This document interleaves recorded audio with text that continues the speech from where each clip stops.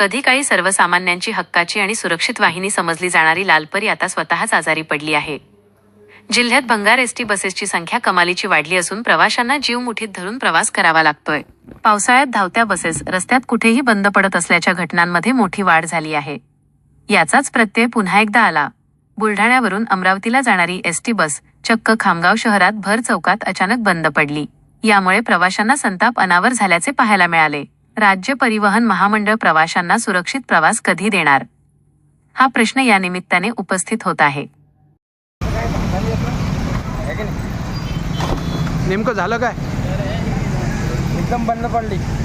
कुठून कुठे चालली बस? बुलढाणा ते अमरावती. काय जळालेला वास येतोय? काय प्रॉब्लेम झाला नेमका? काही सांगता येत नाही. एवढं काही कळालं नाही नेमकं काय झालं. किती वेळ झाला बंद होऊन?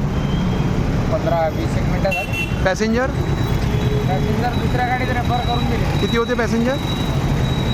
20 एक पॅसेंजर होते. गेले बघ दुसऱ्या गाडीत.